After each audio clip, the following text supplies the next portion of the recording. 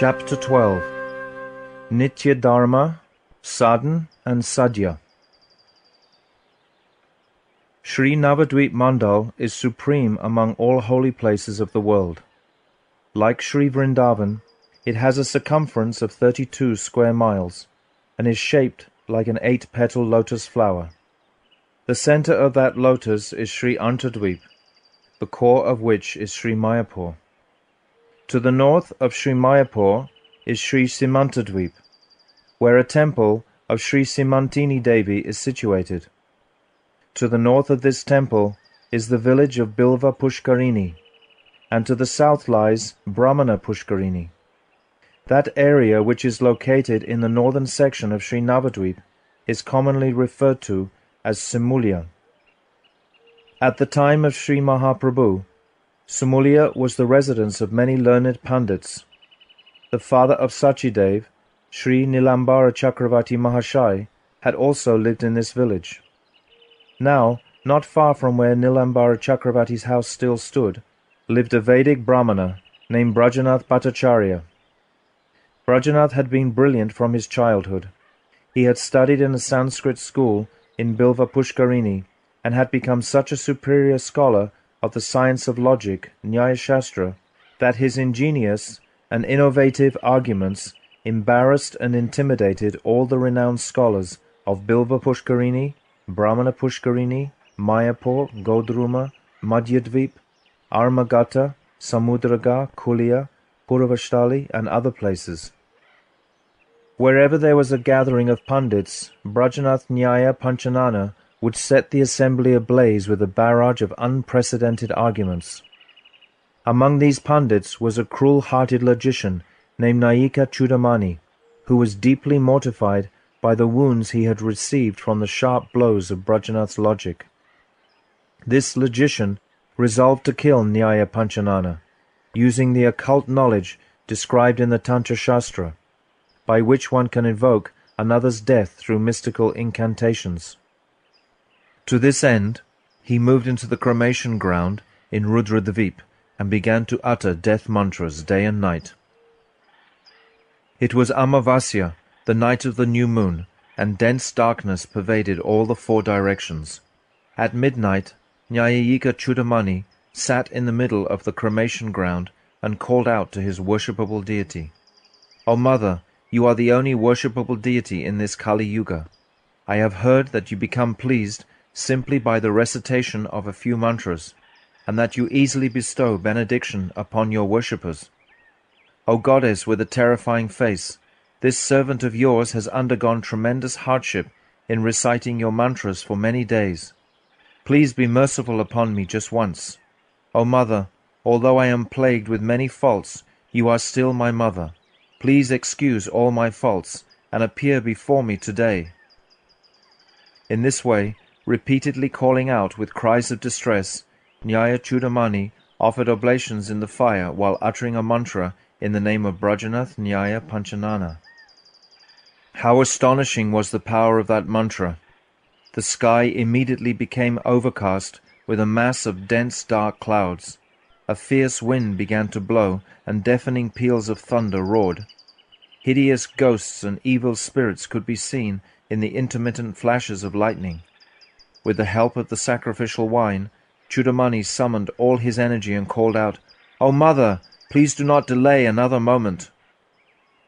Just then an oracle from the heavens replied, "Do not worry, Brajanath Nyaya Panchanana will not discuss Nyaya Shastra for long. Within a few days he will give up debating and remain silent. He will no longer be your rival. Be peaceful and return home." When the Pandit heard this oracle, he became satisfied. He repeatedly offered pranam to Mahadev, the chief of the Devas and author of the Tantra, and then returned to his own home. Brajanath Nyaya Panchanana had become a Digvijay Pandit, one who has conquered the 4 directions through scholarship, at the age of 21. Day and night he studied the books of the famous logician, Sri Gangashopadhyaya, who had initiated a new system of logic known as Navya Nyaya.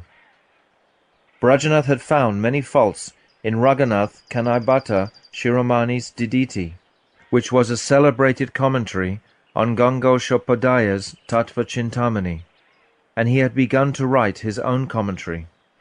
Although he never thought of material enjoyment, the word Paramartha, spiritual reality, never so much as entered his ears. His single focus in life was to initiate logical debates using the concepts and terminology of Nyaya, such as avacheda, the property of an object by which it is distinguished from everything else; vyavacheda, exclusion of one object from another; gata, a clay pot; and pata, a piece of cloth. While sleeping, dreaming, eating, or moving about, his heart was filled with thoughts about the nature of objects, the nature of time, and the peculiarities of aqueous and terrestrial properties. One evening, Brajanath was sitting on the bank of the Ganga, contemplating the 16 categories propounded by Gautam in his system of logic, when a new student of the Nyaya Shastra approached him. "Nyaya Panchanana Mahashai," said the student, "have you heard Nimai Pandit's logical refutation of the atomic theory of creation?" Nyaya Panchanana roared like a lion. "Who is Nimai Pandit? Are you speaking about the son of Jagannath Mishra? Tell me about his logical arguments." The student said, "A great person named Nimai Pandit lived in Navadvip just a short time ago. He composed many innovative logical arguments related to the Nyaya Shastra, and thus embarrassed Kanai Bhatta Shiromani. During his time, there was no scholar equal to him in mastery of the Nyaya Shastra. Yet, even though he was so adept in the Nyaya Shastra, he considered it quite insignificant. Indeed, he regarded not only the Nyaya Shastra, but the entire material world as trifling. He therefore adopted the life of a wandering mendicant in the renounced order, and travelled from place to place propagating the chanting of Harinam. Present-day Vaishnavas accept him as Purna Brahman, the Supreme Personality of Godhead, and they worship him with the Sri Gaura Hari Mantra. Nyaya Panchanana Mahashai, you must look into his dialectical arguments at least once." After hearing such praise of Nimai Pandit's logical reasoning, Brajanath Nyaya Panchanana became quite curious to hear his arguments. With difficulty, he was able to collect a few of those arguments from various sources. Human nature is such that when one develops faith in a particular subject, he will naturally feel regard for the teachers of that subject. Moreover, for various reasons, common people do not easily develop faith in exalted personalities who are still living, whereas they tend to develop great faith in the activities of Mahajans who have passed away. Nyaya Panchanana developed unshakable faith in Nimai Pandit by studying his logical thesis. Brajanath would say, "O Nimai Pandit, if I had been born during your time, there is no telling how much I could have learned from you. O Nimai Pandit, kindly enter my heart just once. You are truly Purna Brahma, for otherwise how could such extraordinary logical arguments have come from your mind? You are undoubtedly Gaura Hari, for you have destroyed the darkness of ignorance by creating such remarkable arguments.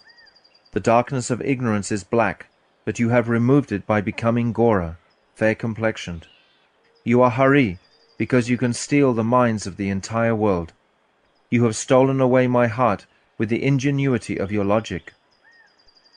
Repeatedly speaking in this way, Brajanath became somewhat frantic. He called out loudly, "O Nimai Pandit, O Gaura Hari, please be merciful to me. When will I be able to create logical arguments like yours? If you are merciful unto me, there is no telling how great a scholar of the Nyaya Shastra I may become." Brajanath thought to himself, "It seems to me that those who worship Gaura Hari must also be attracted to Nimai Pandit's scholarship in Nyaya, just as I am. I should go to them and see whether they have any books that he has composed on Nyaya." Thinking like this, Brajanath developed a desire to associate with the devotees of Gauranga.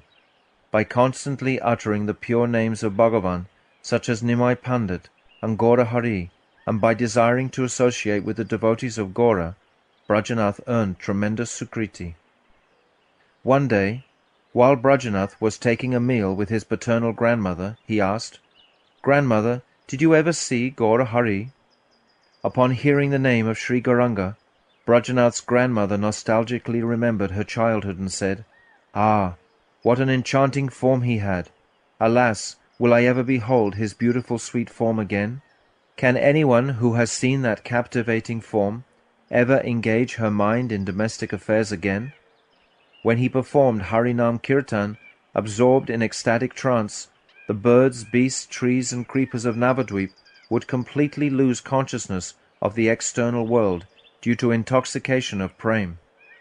Even now, when I contemplate these thoughts, an incessant flow of tears streams uncontrollably from my eyes and soaks my breast. Brajanath inquired further, "Do you recall any pastimes that he performed?" Grandmother replied, "I certainly do, my son. When Sri Gauranga would visit the house of his maternal uncle with Mother Sachi, the elderly ladies of our house fed him shak, spinach, and rice. He would praise the shak very highly and eat it with great love." At that precise moment, Brajanath's own mother placed some shak on his plate.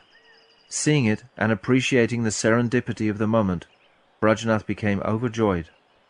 "This is the beloved shak of the logician Nimai Pandit," he said, and ate it with the utmost reverence.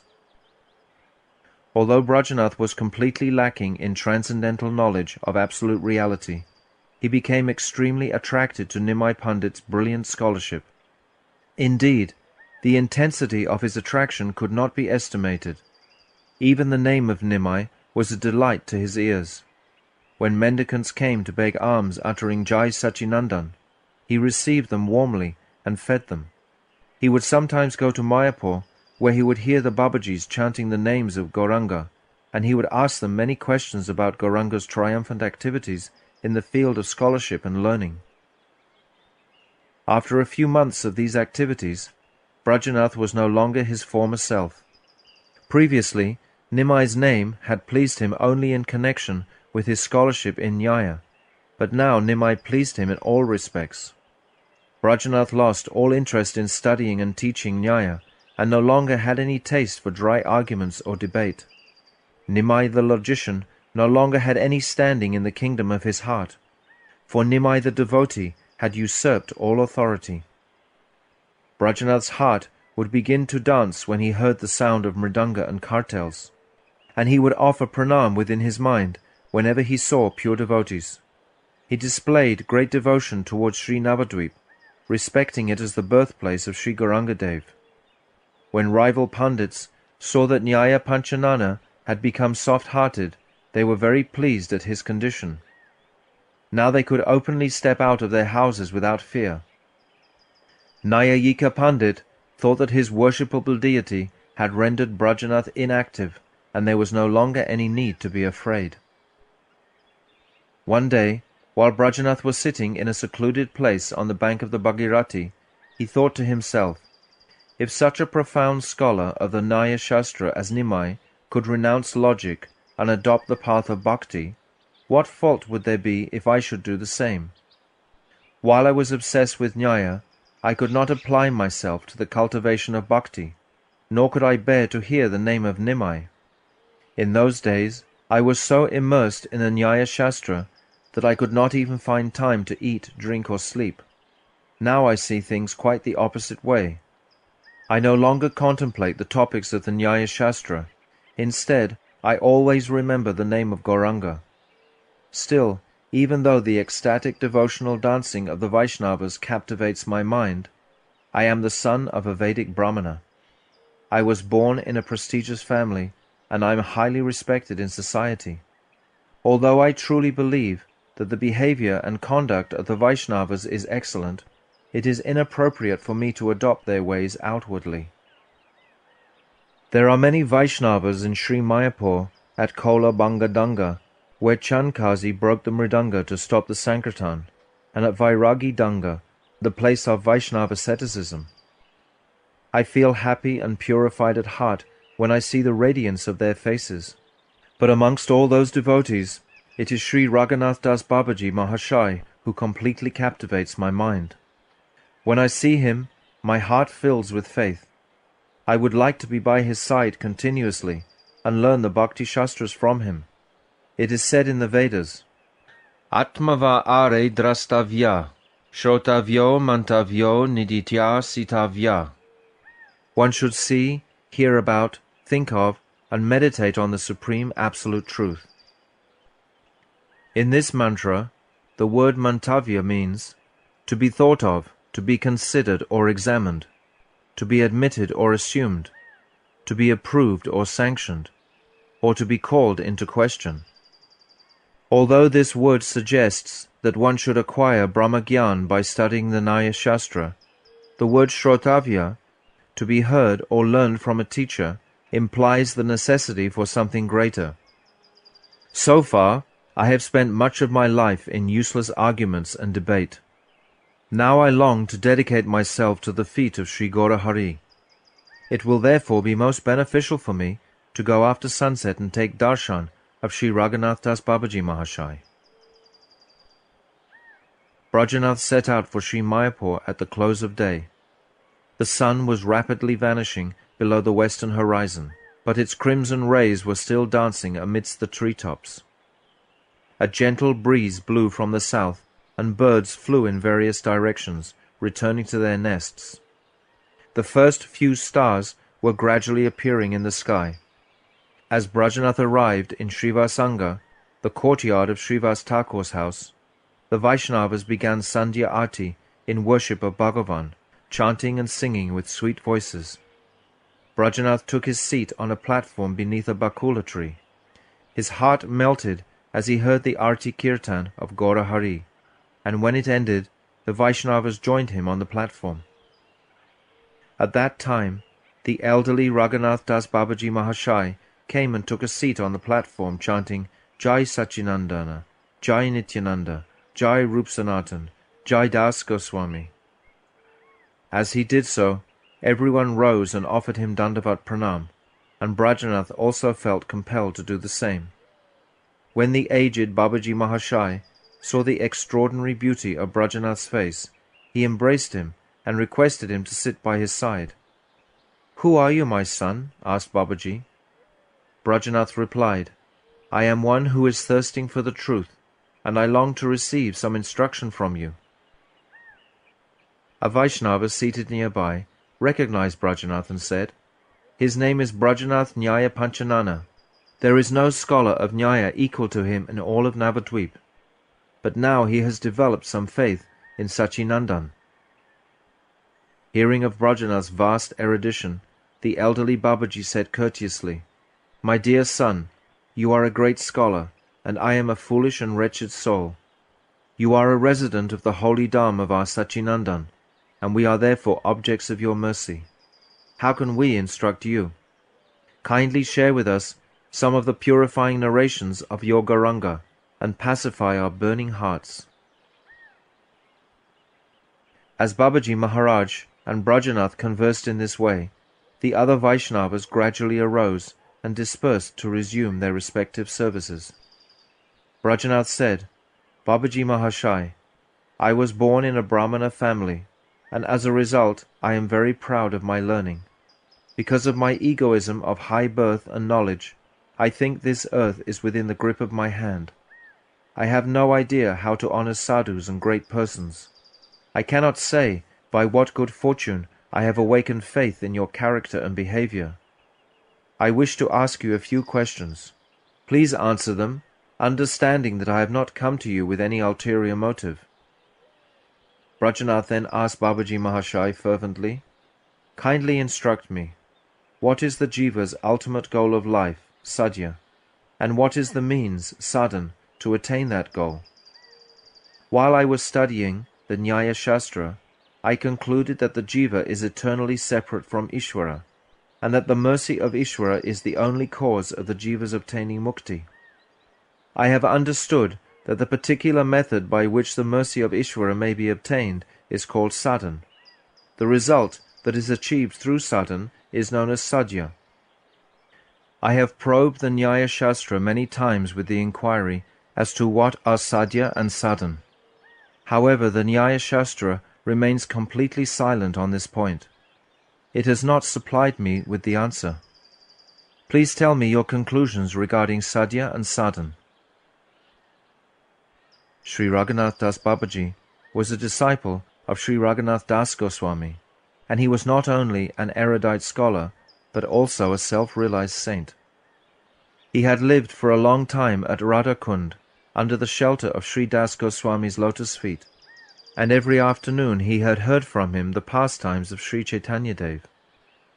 Raghunath Das Babaji would regularly discuss philosophical truths with Krishnadas Kaviraj Mahashai, and whenever some doubt arose, they resolved it by inquiring from Sri Das Goswami.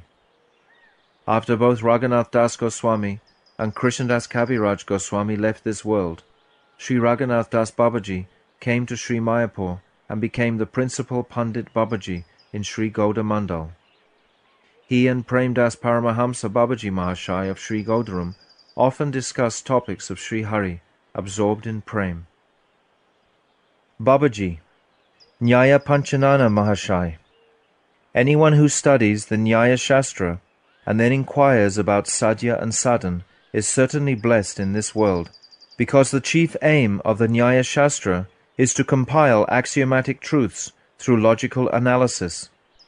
It is a waste of time to study the Nyaya Shastra just to learn how to engage in dry argument and debate. If one does so, his study of logic has produced an illogical result. His labor is futile, and he has spent his life in vain. Sadhya means the truth, tattva, that is attained by undertaking a specific practice. The practice is called sadhan, and it is the means that one adopts to obtain that sadhya, goal. Those who are bound by maya view different objects as the ultimate goal of life, according to their individual tendencies and qualifications. In reality, however, there is only one supreme goal. There are three goals that one may try to attain, and different individuals will choose one or the other according to their tendency and adhikar, eligibility. These three goals are bhukti, material enjoyment, mukti, liberation, and bhakti, devotional service. Those who are ensnared in worldly activities and who are distracted by desires for material pleasure take bhukti as their goal. The Shastras are compared to a cow, Kamadhenu, that fulfills all desires. For a human being can obtain whatever object he desires from them. The Shastras, dealing with Kamakanda, have explained that material enjoyment is the sadhya, goal, for those who are eligible to engage in fruitive action. And these Shastras delineate all varieties of material pleasure that one could possibly strive to attain in this world. The jivas who have accepted material bodies are particularly fond of sensual enjoyment, and the material world is an abode to facilitate this. The pleasure one enjoys through the senses from birth until death is known as enjoyment pertaining to this life, ahika sukha. There are many different types of sensual pleasures that one may enjoy in the state one attains after death, and these are called amutrika sukha, enjoyment pertaining to the next life. For example, the pleasures of the celestial sphere include residing in Swaga, the higher planets, or Indraloka, the planet of Indra, and witnessing the dancing of the celestial society girls known as Apsaras, drinking the nectar of immortality, smelling the fragrant flowers, and seeing the beauty of the Nandana Kanana gardens, seeing the wonder of Indrapuri, hearing the melodious songs of the Gandharvas, and associating with the celestial damsels known as the Vidyadharis. Above Indraloka in succession are the planets of Mahaloka, Janaloka, Tapaloka, and finally Brahmaloka, the highest planet in the material universe. The Shastras give fewer descriptions of Mahaloka and Janaloka than of the celestial pleasures of Indraloka, and fewer descriptions still of Tapaloka and Brahmaloka. In contrast, the sensual pleasures of this earth planet, Burloka, is extremely gross. The rule is that the higher the planetary system, the more subtle are the senses and their objects. This is the only difference between these realms. Otherwise, the happiness available on all these planets is merely the pleasure of the senses, and there is no happiness other than this. Spiritual happiness, Chit-sukha, is absent on all these planets, for the happiness found in such places is related to the subtle body, which consists of the mind, intelligence, and ego, and is merely a semblance of pure consciousness. The enjoyment of all these types of pleasure is called bhukti, and the sadhana for the jivas trapped in the cycle of karma consists of the activities they adopt to fulfill their aspirations for bhukti. It is said in the Yajurveda 2.5.5, Svaga karmo swamedam yajeta. Those who desire to attain the heavenly planets should perform the Ashvamedha Yajna. The Shastras describe many different types of sadhana to obtain bhukti, such as a particular type of fire sacrifice, called Agnishtoma, oblations offered to a certain class of devatas, digging wells, building temples, and performing similar beneficial works for others, and ceremonies performed on the days of the new and full moon.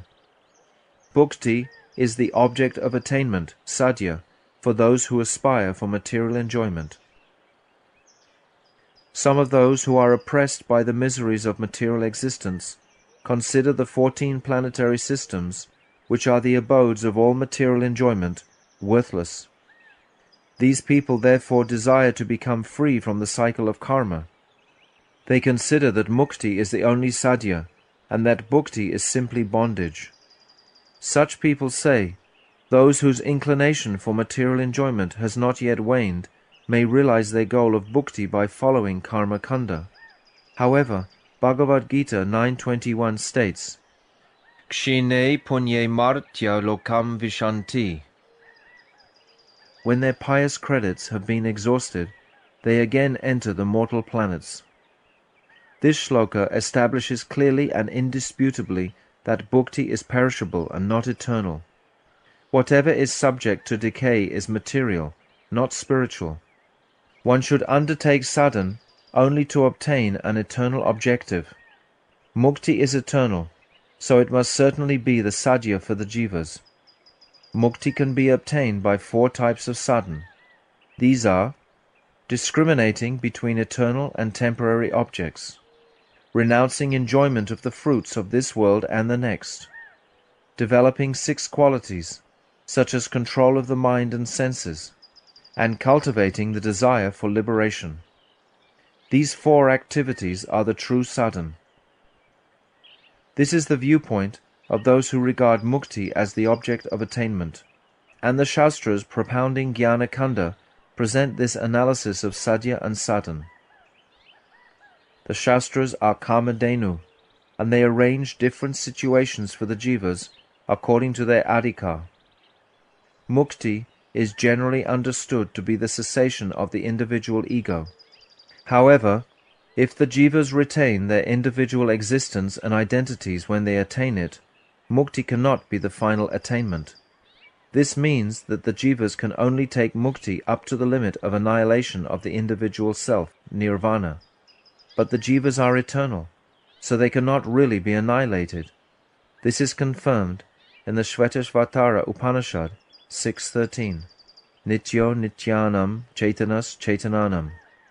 That Ishvara is the supreme eternal being amongst all the eternal living beings, and he is the supreme conscious entity amongst all conscious entities. This and other Vedic mantras establish that the jiva is eternal, and that annihilation of his individual existence, nirvana, is therefore impossible. Those who accept this conclusion understand that the jiva continues to exist as an individual after he attains mukti. Consequently, they do not accept bhukti or mukti as the ultimate goal. Rather, they consider that bhukti and mukti are actually extraneous goals which are foreign to the nature of the jiva. Every endeavor has a goal and some means to attain it. The result that one strives to attain is known as sadhya, and the practice one adopts to bring about that result is known as sadhana. If you reflect deeply, you will see that the goals of the living entities and the means that they adopt to attain them are like successive links in a chain. What is a sadhya now becomes the sadhan, the means to obtain the next sadhya later on. If one adopts this chain of cause and effect, one eventually comes to the final link in the chain. The effect or sadhya that is attained at that final stage is the highest and ultimate sadhya, which does not become a sadhan for anything else, because there is no other sadhya beyond it. When one crosses all the links in this chain of sadhya and sadhan, one eventually reaches the final link, which is known as bhakti. Bhakti is therefore the highest sadhya, because it is the jiva's eternal state of perfection. Every action in human life is a link in the chain of sadhan and sadhya, or cause and effect. The karma section of this chain of cause and effect consists of many links joined together. When one progresses beyond this, a further series of links form another section known as Gyan. Finally, the Bhakti section begins where the Gyan section ends. The final sadhya in the chain of karma is bhukti. The final sadhya in the chain of Gyan is mukti. And the final sadhya in the chain of bhakti is prema bhakti. If one reflects upon the nature of the jiva's perfected state, one must conclude that bhakti is both sadhan and sadhya. Karma and Gyan are not the final sadhya and sadhan, for they are only intermediate stages. Brajanath. There are many prominent statements in the Upanishads that do not establish that bhakti is supreme, or that it is the ultimate sadhya of attainment. It is said in the Brihadaranyaka Upanishad 4.5.15 and 2.4.24, Kenakam pashyet, who should see, whom will they see, and by what means? It is also stated in the Brihadaranyaka Upanishad 1.4.10, Aham Brahmasmi, I am Brahman. It is said in the Aitareya Upanishad 3.1.3, Pragyanam Brahman, consciousness is Brahman. And in the Chandyoga Upanishad 6.8.7 it is said, Tattvam Ashi Svetatiko, O Svetaketu, you are that Brahman. Considering all these statements, what is wrong in regarding mukti as the supreme sadhya? Babaji, I have already explained that there are many different types of sadhya according to different tendencies. One cannot accept the validity of mukti as long as one has any desire for bhukti, and many of the statements in Shastra are written for people on that level. For instance, the Apastamba Shrota Sutra 2.1.1 states, Akshayam Havai Chatumasya Yagina. Those who observe the vow of Chatumasya obtain perpetual residence in heaven. Does this mean that mukti is a worthless goal? The karmis cannot discover the recommendations from Shastra for mukti, but does that mean that mukti is not described anywhere in the Vedas? A few of the rishis who recommend the path of karma maintain that renunciation is only prescribed for those who are incompetent, and that those who are competent should perform karma. This is not actually true. These instructions are given for people on lower levels of spiritual advancement in order to promote their faith in their respective positions. It is inauspicious for jivas to neglect the duties for which they are responsible. If one carries out one's duties in full faith that they are appropriate for one's present level, one easily gains access to the next level of qualification. Consequently, prescriptions in the Vedas promoting this type of faith have not been condemned. On the contrary, if one condemns such prescriptions, one is liable to fall down. All jivas who have attained elevation in this world have done so by strictly adhering to the duties for which they were qualified. Gyan is actually superior to karma because it yields mukti. Nonetheless, the Shastras that discuss competence for karma praise karma most highly, and do not substantiate the preeminence of Gyan.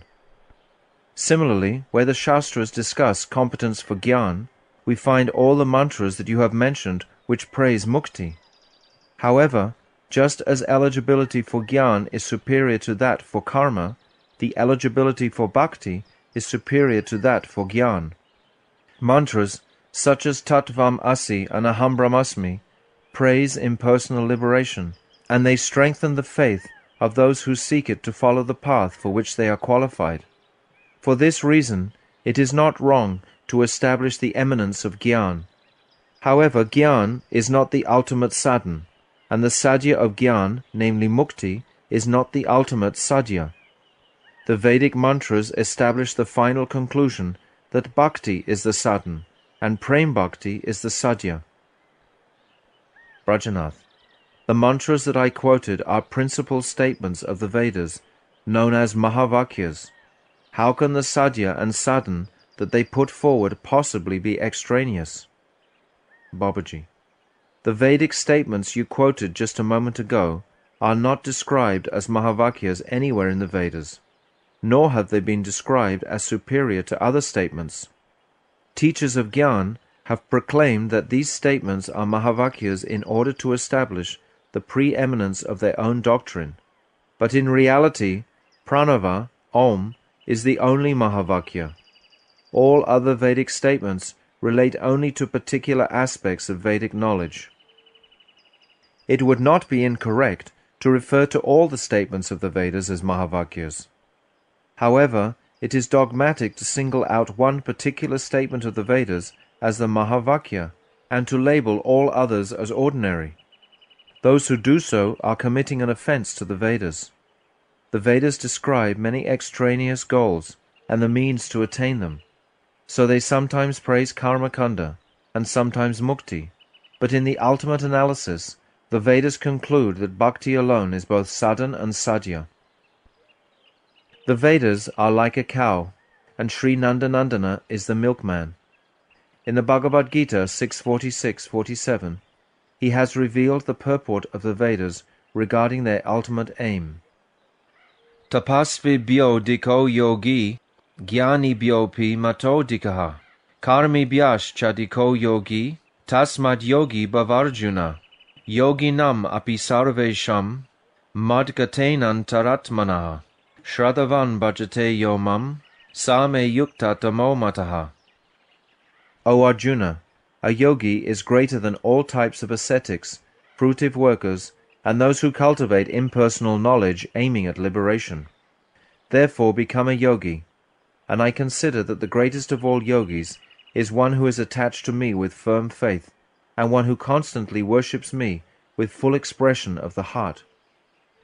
It is said in the Svetasvatara Upanishad 6.23, Yasya deve para bhaktir, yata deve tata goro, tasyaite katita hyarta, prakashante mahatmanaha. All the confidential purports of the Vedas are fully revealed to that great soul who has the same parabhakti for his Gurudev as he has for Sri Bhagavan.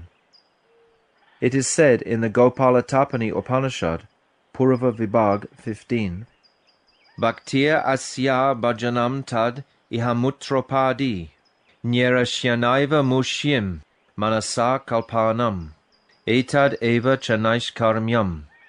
Bhakti performed for the pleasure of Sri Krishna is known as bhajan. This means to give up all desires for enjoyment in this world and the next, to dedicate one's mind unto Krishna, and to develop a feeling of complete unity with him because of an overwhelming sense of prem. This bhajan also entails freedom from all result-orientated activity.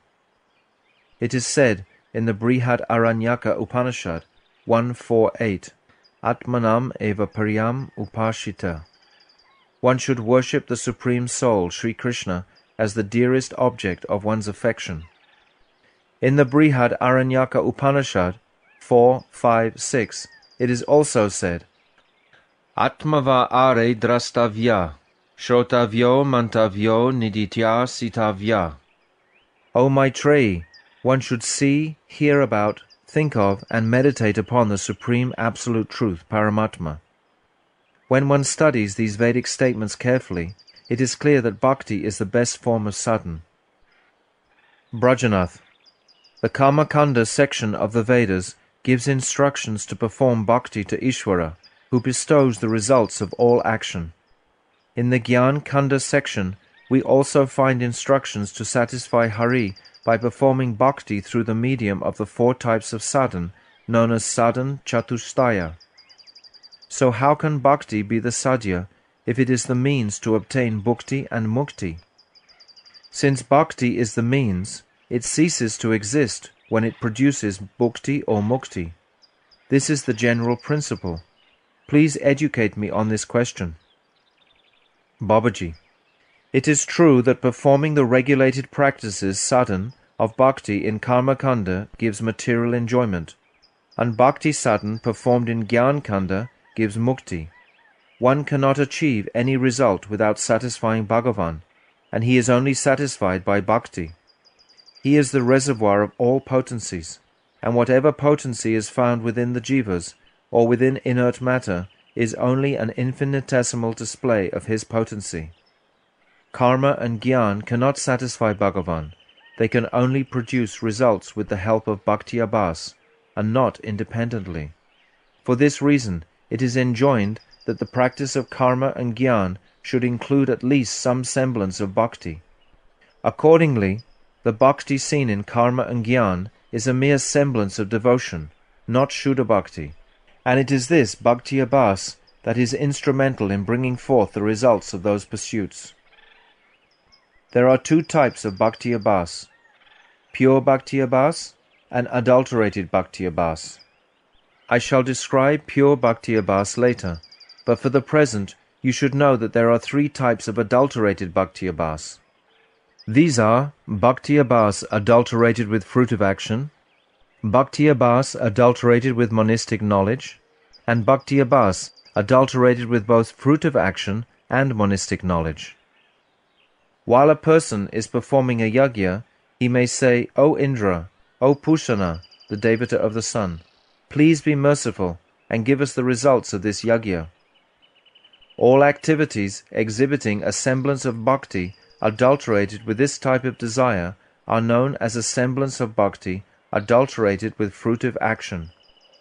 Some magnanimous souls have referred to this type of adulterated bhakti as devotion mixed with fruitive action, karma mishra bhakti. Others have described it as activities to which the symptoms of bhakti are indirectly attributed, aropa siddha bhakti. Another person may say, O Yadunandana, I have come to you out of fear of material existence. I chant your name, Hare Krishna, day and night. Please grant me liberation. O Supreme Lord, you are Brahman. I have fallen into the trap of Maya. Please deliver me from this entanglement, and let me merge in oneness with you. These sentiments are a semblance of bhakti, adulterated with monistic knowledge. Some magnanimous souls have described this as devotion mixed with monistic knowledge, Gyan Mishra Bhakti, and others as activities to which the symptoms of bhakti are indirectly attributed, Aropa Siddha Bhakti. These adulterated forms of devotion are different from Shuddha Bhakti. It is said in the Gita 6.47, Shradhavan bhajate yomam sa me yukta tamo mataha. I consider that one who worships me with faith is the best of all yogis. The bhakti to which Sri Krishna is referring in this statement is Shuddha Bhakti, and this is our sadhan. When it is perfected, it is prem. Karma and Gyan are the means to obtain bhukti and mukti, respectively. They are not the means by which the jiva can obtain his eternal constitutional position of divine love. When Brajanath had heard all these conclusive truths, he was unable to make further inquiries that day. Instead, he reflected within himself. The examination and discussion of all these subtle philosophical truths is superior to the dialectical analysis of the Nyaya Shastra. Babaji Mahashai is vastly learned in these matters. I will gradually acquire knowledge by inquiring from him about these topics. It is quite late, so I should return home now. Thinking thus, he said, Babaji Mahashai, today by your mercy, I have received essential superior knowledge. I would like to come to you from time to time to receive this type of instruction. You are a deeply realized scholar and a great teacher. Please be merciful to me. Kindly permit me to ask you just one more question today, since it is already late, and I will return home when I have heard your answer. Did Sri Sachinandan Gauranga write any book in which all of his instructions can be found? If he did, I am anxious to read it. Babaji Mahashai replied, Sriman Mahaprabhu did not write any book of his own, but his followers wrote many books on his order. Mahaprabhu personally gave the Jivas 8 instructions in the form of aphorisms named Shikshastika. These are like a necklace of jewels for the Bhaktas. In these 8 shlokas, he has imparted the instructions of the Vedas, the Vedanta, the Upanishads and the Puranas in a concise and confidential manner. Based on these confidential instructions, the Bhaktas have composed 10 fundamental principles known as Dashamula. This Dashamula succinctly describes both Sadhya and Sadhan with reference to the topics of Sambandha, Abhideya and Prayojan. You should understand this first. Whatever you order, it is my duty to fulfill, said Brajanath. You are my Shiksha Guru. I will come tomorrow evening and take instruction from you on Dashamula. Brajanath then offered Dandavat Pranam to Babaji Mahashai, who embraced him with great affection. My son, said Babaji, you have purified the Brahmana lineage. It will give me great pleasure if you come tomorrow evening. Thus ends the 12th chapter of Jaiva dharma, entitled Nitya dharma Sadhana and Sadhya.